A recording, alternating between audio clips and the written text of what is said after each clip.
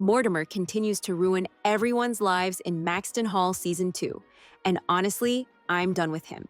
In Episode 4, we watched his psychological torture to Jamie.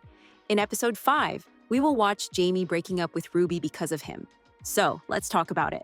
The Episode 4 opened the next morning of Jamie and Ruby almost kissing with James trying to enjoy a quiet breakfast at home, as he usually does. But we all know, peace never lasted long in the Beaufort house as Mortimer strode in with a fury we hadn't seen in a while and slammed a newspaper onto the table James's speech from the charity gala, the one where he had finally been honest about his mental health and, in his own way, confessed his feelings for Ruby.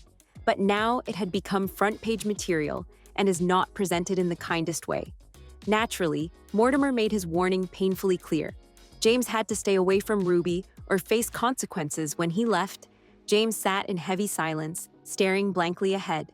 It was one of the clearest moments showing just how deeply his father's control wounded him. Meanwhile, in a very sharp contrast, Ruby's home was warm and full of chatter as her family talked about the gala. I mean, I know it is a huge cliché, but I love how the rich are always miserable while the regular people tend to enjoy the life to the fullest. She had received a message from James asking to talk, and she invited him over.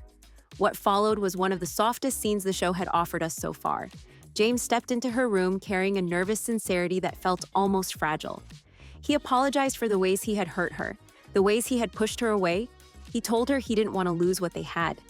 They kissed, and for a moment it felt like they might finally give in to everything building between them, until James stopped himself. It wasn't rejection, it was care, a desire to protect the fragile thing they were finally beginning to name.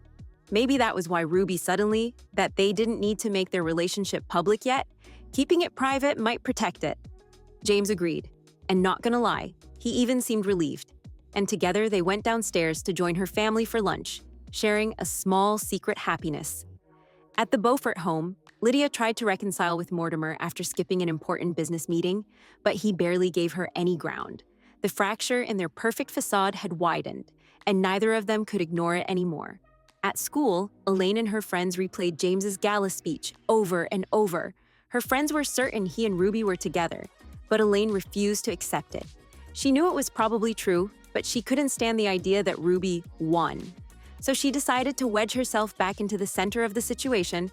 She planned an elaborate picnic and invited everyone, including Ruby, planting the seeds for the chaos that followed. During the picnic, Elaine's desperation became blatantly transparent when she attempted something cruel.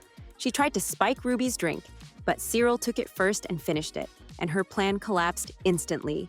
From there, she unraveled. Her forced smiles, her tense grip on control, everything slipped. And then Frederick arrived, and the mood shifted even darker. His comments toward Ruby were elitist and cruel. James stepped in to defend her, and in a moment of explosive defiance, he took her hand and revealed their relationship publicly. It should have been triumphant. But Cyril and Lynn suddenly grew violently ill from the spiked drink, vomiting everywhere, and Alistair shut down the picnic. By the way, I forgot to mention, earlier in the episode, Ruby had received a call from Alice Campbell inviting her to London. And now, after that disastrous picnic, she went to the meeting, and when she stepped outside afterward, James was, of course, waiting for her. He had been standing there with his heart in his hands, hoping. She told him the life-changing news: Mrs. Campbell was offering her a full scholarship to Oxford and a part-time job at her foundation. They kissed, and I think we can all agree that they were both glowing, which I absolutely adore. James then took her on a date that was extremely peaceful. When they returned to his house, he told her they would have the place to themselves because Mortimer was supposedly headed to New York, but things didn't actually turn out this way. Unfortunately, his flight was canceled and the trip was cut short. And, to Ruby and Jamie's detrimental, he ordered his driver to bring him back home. That was where Episode 4 ended. And this moment is exactly where Episode 5 begins to take shape, because we know that the show will follow the footsteps of the books, which means that Mortimer walking in on them means devastation. In the book Save You, Mortimer directly tears them apart after a moment just like this. He will shout at Jamie in front of Ruby and accuse him of lying to him. He will also humiliate Ruby by belittling her family and background, which will cause her to storm out the home. Unfortunately, Jamie won't find it in him to stand up for himself and Ruby at that moment, which will hurt Ruby the most.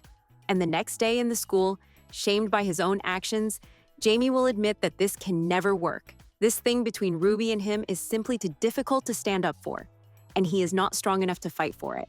And this will devastate Ruby forever, by the way. Ruby's Oxford scholarship, which should have been purely joyful, will also complicate things. In the books, her success becomes a point of insecurity, because James fears she'll eventually leave his world behind, and Mortimer will use her scholarship to make James feel unworthy. And unfortunately, it will work. In other words, tragedy awaits us in episode 5 for more weekly updates, discussions, and analysis on Maxton Hall. Make sure to like and follow. Meanwhile, the video on the screen might also interest you.